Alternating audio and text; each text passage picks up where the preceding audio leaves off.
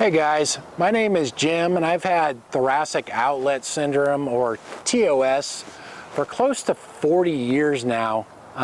Someone asked me the other day if I could do a video kind of about, what my limitations are and, kind of what flares me up.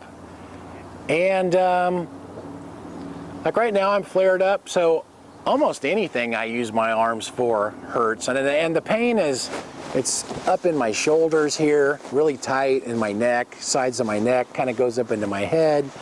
My fingers are really stiff, my hands are really cold. So like I said, almost anything hurts right now, but when the flare calms down, it's still just almost anything where I use my arms, can flare me up if I'm not careful. I've just kind of learned to do everything in moderation. So, like around the house, any type of housework, cooking, cleaning, laundry, anything where you're using your arms will flare me up. So a lot of things I have to do just a little bit at a time and then rest, and then go back and do just a little bit more and rest. Or if I try to push through and do too much at once, it can cause a flare up. And I actually have pretty good strength in my arms. It's just that it hurts to use them. Like if you have to open a jar or squeeze on something or push on something or anything that requires strength, it makes you tense up. It makes me tense up, and it just makes the pain a lot worse. It may not cause a flare up, but it'll make the pain get worse. Sometimes, for a while, for a few hours or so before it starts to calm down again. Also, finger dexterity, typing is really bad. I can't hardly type at all because my fingers are so stiff. And handwriting, I just got my fingers and hands are so stiff, I just can't. My handwriting is horrible. I used to have really nice handwriting, and now it's horrible. Also, driving is bad. I had to do some driving this morning, and the last couple of years I've been having problems with my fingers turning white. And it seems to happen a lot when I drive. I have my hand on the steering wheel, and I don't know, it was kind of cold this morning, and sometimes I have to switch hands and use the other hand and put that one in my pocket to keep the fingers warm. It's kind of like Raynaud's syndrome, but I think it's caused from the TOS. It's kind of scary when that happens. My fingers just turn totally white, and sometimes it's hard to once they get that way, it's hard to get any blood back in them again.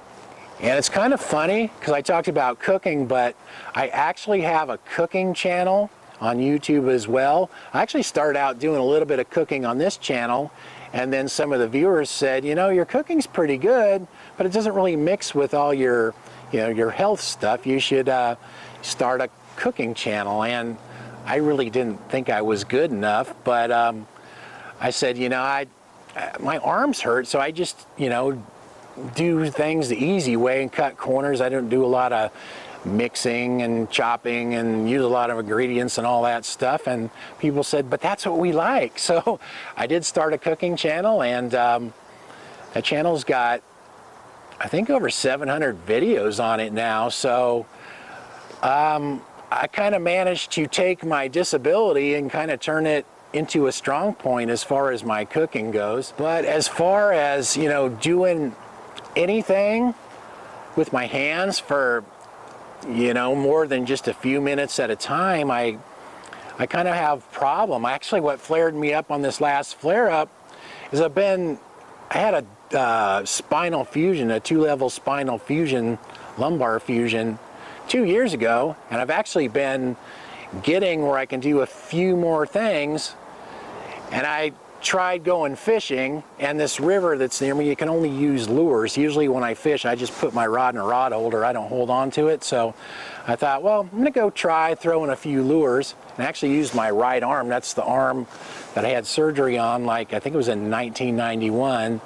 And I haven't been able to hold a fishing pole in that hand since, but it's been feeling pretty good. So I tried using my right arm, and I did that for about 45 minutes, and it really didn't hurt at the time. It felt pretty good at the time, but I was thinking, you know, with TOS, a lot of times that's the way it is. You don't feel too bad at the time, then later on the inflammation shows up. So later on that afternoon, it wasn't too bad. Got up the next morning and it's like, uh-oh, overdid it. So that was too much. But, you know, sometimes that's just the way it is. You just kind of have to try stuff and see what happens. And the funny thing is sometimes you can get away with things and it won't flare you up. And then all of a sudden, for some reason or another, you do it and it flares you up. It's just like 40 years of living with this and I still don't have it figured out. You think I would, you know, have it dialed in. It's like, but I still make mistakes. I still screw up.